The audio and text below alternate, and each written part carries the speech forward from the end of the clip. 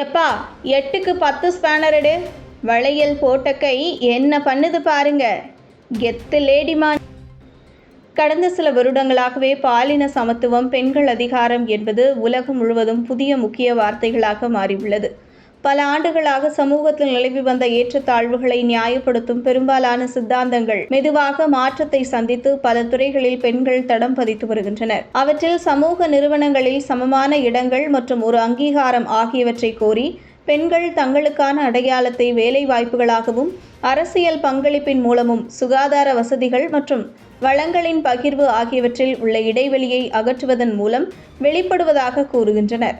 அதே சமயத்தில் கடந்த 10 ஆண்டுகளாக அரசு தரப்பிலும் பெண்களுக்கு கொடுக்கப்படும் முக்கியத்துவம், பெண்களின் சமூக நீதி மற்றும் சமத்துவம் போன்றவற்றிற்கான பங்களிப்பு அதிகமாகவே கொடுக்கப்படுகிறது. மேலும் பெண்கள் தங்கள் சுய தொழிலை தொடங்குவதற்கு அரசு தரப்பில் பல திட்டங்கள் அறிமுகப்படுத்தப்பட்டு பல வகையிலான கடன் உதவிகளும் வழங்கப்படுகிறது. மேலும் 75 லட்சம் கிராமப்புற பெண்களை லட்சாதிபதிகளாக மாற்றும் திட்டத்தையும் மத்தியில் அமைந்துள்ள பாஜக அரசு சிறப்பாக கையாண்டு வருகிறது. இப்படி பெண்கள் மருத்துவம், நீதித்துறை, ஆசிரியர் பணி, சேவை மற்றும் தனி வணிகம் என தொடங்கி அவற்றில் தங்களது பங்களிப்பை மிகவும் அபரிவிதமாக கொடுத்து வருகின்றனர். ஏனென்றால் குடும்பம் மற்றும் தொழில் ஆகிய இரண்டிலுமே வெற்றி காணும் பெண்களுக்கான வாய்ப்புகளும் அங்கீகாரங்களும் தற்போது திறந்து வைக்கப்பட்டுள்ளது.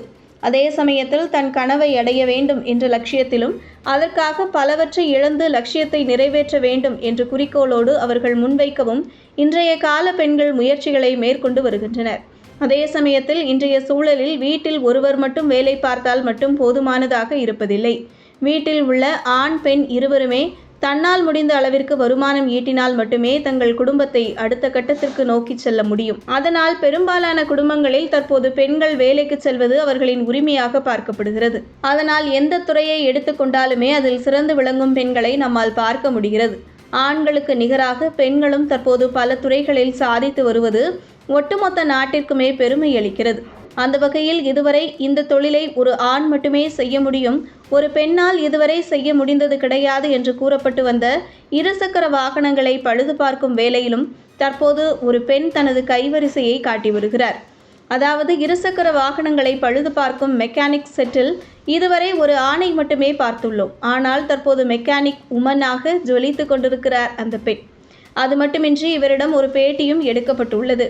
அப்பொழுது ஈரோடு மாவட்டத்தில் நான் மெக்கானிக்காக உள்ளேன், என்காம் படித்திருக்கிறேன். இருப்பினும் இருசக்கர வாகனங்கள் மற்றும் அதன் பழுது ஆகியவற்றில் எனக்கு அதிக ஈடுபாடு இருந்தது. அதனால் முதலில் இந்த இருசக்கர வாகனங்களுக்கு வேண்டிய உதிரி பாகங்களை வாங்கி கொடுத்து கொண்டிருந்தேன். அதற்கு பிறகு இந்த தொழில் மீது இருந்த எனக்கு ஆர்வம் என்னை அடுத்த கட்டத்தை நோக்கி முன்னேறச் செய்தது. அதனால் தற்பொழுது அனைத்து விதமான சர்வீஸ் வேலைகளையும் செய்து கொண்டிருக்கிறேன். கிட்டத்தட்ட 5 வருடங்களாக இந்த தொழிலில் இருக்கிறேன் என்று கூறியுள்ளார். மேலும் பலர் என்னிடம் உங்களை இந்த ஃபீல்டில் பார்ப்பதை மிகவும் ஆச்சரியமாக இருக்கிறது என்று கூறியுள்ளனர். அப்படி பலர் என்னை பார்ப்பதே எனக்கு மிகவும் பெருமையாக இருக்கிறது என்று மிகவும் மகிழ்ச்சியாக தான் செய்யும் தொழிலை பற்றி கூறியுள்ளார் அந்த பெண்.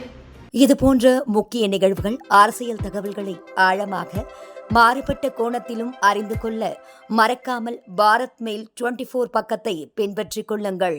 உங்கள் ஒவ்வொரு ஆதரவும் இதுபோன்ற பல நிகழ்வுகளின் பின்னணியை அறிய உதவும்.